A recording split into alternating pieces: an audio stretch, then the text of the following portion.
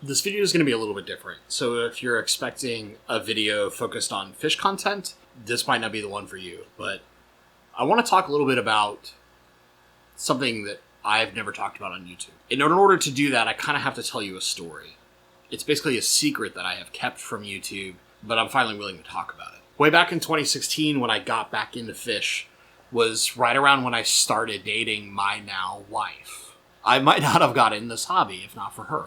I gave her a phone call when I had started watching a bunch of videos and I was thinking about getting a fish tank. And I just asked her very plainly, do you like fish? Like pet fish? And she asked me, what I like, saltwater fish or what? And I said, no, freshwater, like bettas and tetras and things like that. She said, oh yeah, I've had bettas before and I like fish. I said, okay, well, I'm thinking about getting a fish tank. Being the wonderful person she is, she encouraged me to do so. I don't think she expected quite what it's become, but without her, I might not have gotten back into fish, and I might not be here on YouTube talking to you. This is where the real part of the story comes in. See, my family's always been into fish, and part of what makes fish doable for me is having a supportive partner. But the thing I don't talk about, and I get lots of questions surrounding this, is, how come we haven't had an update on this, or what's going on with this thing that you're trying to do? And part of that is because there's a lot of things in my life outside of fish and work that eat up a lot of my time. And in order to explain that, I have to start by telling you a story. 2017, Christmas Eve. My girlfriend of about a year at the time, I want to introduce her to part of my family. Christmas Eve has always been a tradition in my family where my dad's side of the family gets together, and I was already a year into this relationship, a little bit more, but I really liked this girl, and I wanted my family to meet her. Well, we'd had a snowstorm, and for those of you who are familiar with Seattle, you'll know it doesn't take very much snow for this place to just, panic. And we don't have the infrastructure really to handle heavy snow. And heavy snow sometimes is only a couple of inches. But on this particular night, a good amount of snow had fallen. But the roads looked okay, and I was borrowing my mother's car, which was all-wheel drive. Unlike my car, a Mustang, which couldn't go anywhere. So my goal was to head over to my father's house, meet them, and then we were all going to go together in a car, in their SUV, to the rest of my dad's side of the family. I started driving, and there's this area where I go down a hill, in this small valley, and then right back up a hill. And I took my time, I went real slow, got down to the bottom of the hill. And then there was a big backup, and somebody was turning around and informing the rest of us toward the bottom of the hill, hey, don't try to go up this way. There's somebody stuck halfway up the hill, and it's really hard to get around them. I would go a different route if you need to go this way. So, okay, we get turned around, and we start going back up the hill, and the thought was, we're just going to go home. I'll call my dad, I'll let him know. We start trying to drive up the hill, and we're going slow, taking it easy, and eventually lose momentum and get stuck.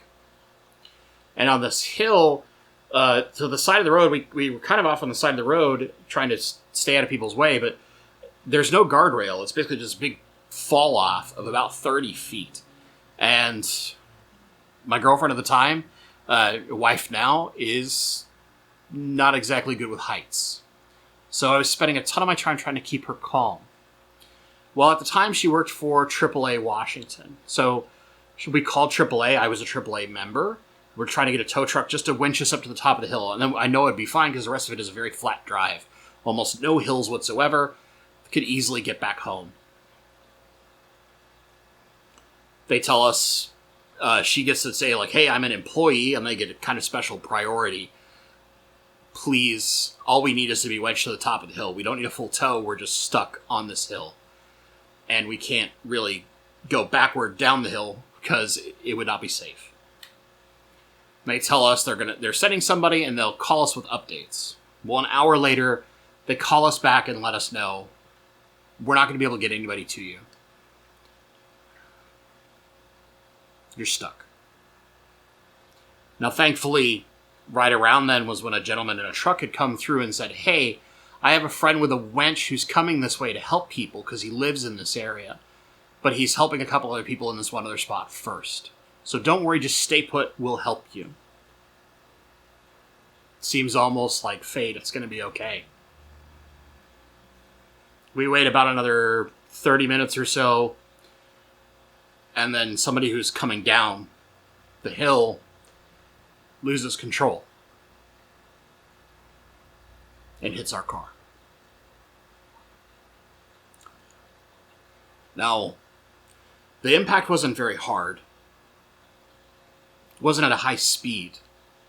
But unfortunately what happened is, if this is the front of the car, they impacted at an angle. I just was sitting in my seat. I kind of kept my muscles as loose as I could, and I got shoved back into my chair. My wife got thrown sideways.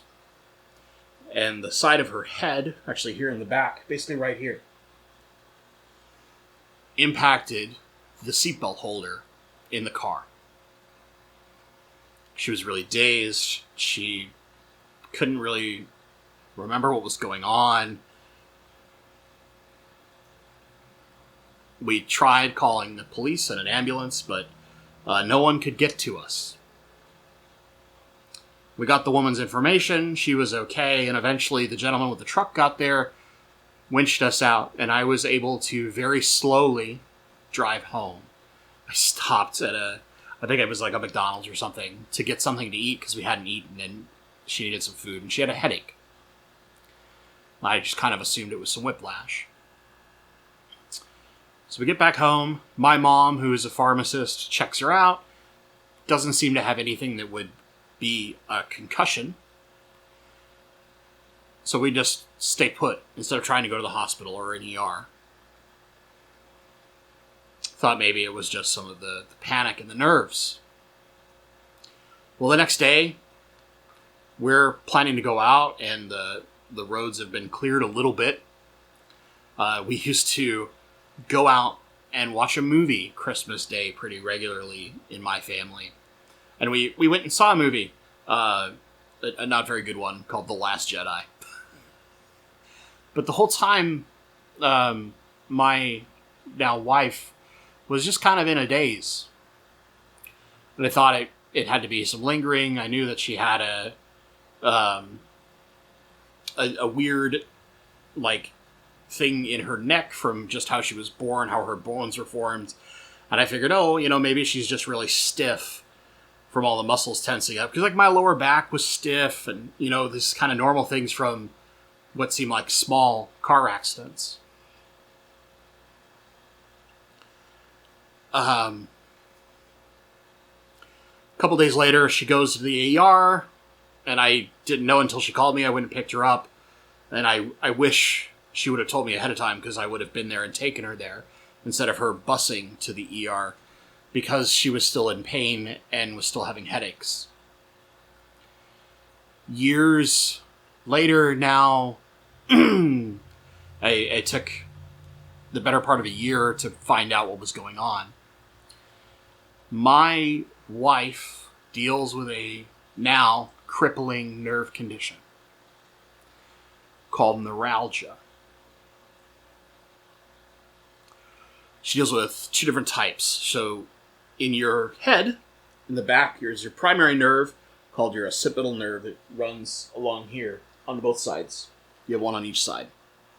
And then in the front, there's your trigeminal nerve, and it comes in three branches. One that comes down here, one up here, and one kind of up toward your eye.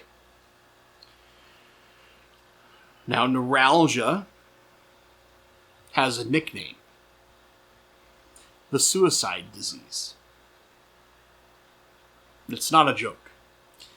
Unfortunately, what happens in most cases of neuralgia is your nerves are continuously or regularly misfiring, and they just send pain signals for no reason. Standard neuralgia, it comes in attacks and can last anywhere from 30 seconds to sometimes 15 minutes or so. Then there's atypical neuralgia. Atypical neuralgia is continuous, non-stop. My wife has atypical trigeminal neuralgia. So in the front half of this side of her face, the best way she's described it is like having fire ants constantly biting your face. It's a burning pain that never stops. And then in the back, on her occipital nerve, she has standard neuralgia. So if this isn't bad enough, if constant pain isn't bad enough, she gets attacks that are turning it up to 12. They're like having your head hit with a chisel, a hammer, glass dragging across your skin, and some of her attacks will last her 10, 15 minutes. And she'll get anywhere between 10 and 20 of these attacks a day.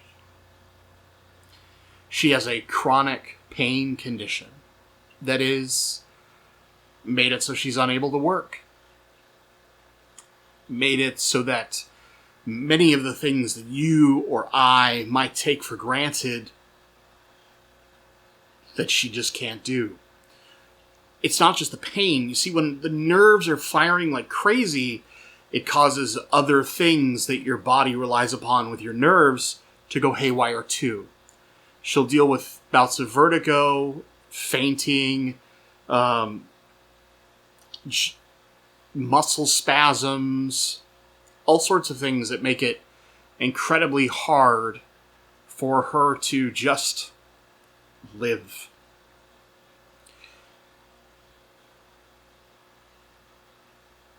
So sometimes, when I'm getting behind on all my fish stuff, it's because I need to spend that extra time with her. She needs someone there to just support her. Because every medication we've tried over the last 5 years, none of them have worked. We've gone to multiple neurosurgeons, and they have all said that the risk of doing more harm is higher than the chance of preventing this problem any further because of the way that her condition has formed and what they see in imaging, which is to say that normally you'll see something like a blood vessel that's constricting the nerve. That's not what's happening with her. And the closest that we can get to in understanding this, because maybe it's not neuralgia, maybe it's something else, but it would be something that's literally undocumented. A condition that's unknown. And the closest that we can understand it through talking to, neuroscience majors and pain specialists is the neuralgia. So, that's the thing I haven't told anyone. Only recently, while I was, there are a few people that know, that are friends of mine, but not you folks on YouTube. I was recently talking with somebody at my club auction. Someone that I've met previously, but we hadn't seen each other for a while because of the pandemic and all those things. And, I kind of told that same story. And I came home and I was talking to my wife, and I'd mentioned that, and she's like, we've gotten to a point in our lives where I'm past a lot of the stuff that hurts, or at least the emotional pain of it. We've found purpose and things like that. She does game streams to help her get that sense of fulfillment, kind of like when she used to work, but she can't work anymore. So instead, she's built this community of friends that allows her to have something to look forward to every day outside of just spending time with the dogs or me. And that's been incredible for her mental health. Fish, oddly, has been good for her mental health. Not just mine. Sometimes I think it's only for me, but she appreciates it too. I tell you the story not because I'm looking for pity or anything, just so that you guys can better understand that sometimes the YouTube stuff has to take a seat between work and taking care of my family. Sometimes my hobbies have to suffer. No, I'm not taking a break or anything, but just I finally felt it was time to tell this story. It's something that's it's difficult, right? But at the same time, it gives me purpose. Knowing that every action I take, whether that is with my work or in our home life, is designed to try and provide the best life for my wife and I as I can. And that's something that really drives me to strive for the best possible things that I can do. That's it. I know this is way different than normal fish stuff, but I just kind of felt it was time to talk about this. You know, I get all sorts of questions. People want to know about things outside of my fish life, or outside of just talking about like light number X, right? Whatever it may be. But I'm one of those people who I always find the positive in something. And despite the fact that my wife deals with this on a crippling condition, I mean, it's crippling. And I would take it on myself gladly if I could. Because she doesn't deserve it. But in the process of going to almost every doctor's appointment she ever had, after I better understood what was going on, being her advocate, sometimes being her backup memory to go over the medications she's tried, what she's on, all these things, our relationship got way stronger, and her appreciation for my hobbies, fish especially, actually got better the more and more that we went through some of these processes and talked. And that's why I married her, because she is the most loving and supportive person outside of maybe my mom. But as far as people that I've had relationships with, she's one of the most loving and supportive people I've ever known. She cares about people, and I do too. And when you share that unique want to see people's lives better, well, it just makes things good overall for everybody. That's it. That's there's no fish stuff here at all. Yeah, I'm working on some projects. Like, I've finally got this cleared up behind me, and I can start working on the next 40 breeder that's going in under this guy. Which, by the way, look at that thing. Doesn't it look nice? Yeah. But that's it. This video's definitely different, and it's just part of my life and who I am as a person. So, with that being said, let me know in the comments down below. Anything at all. Personal struggles that you've had. Do you know somebody who suffers from neuralgia? Anything. As always, guys, thank you so much for watching. And stay awesome.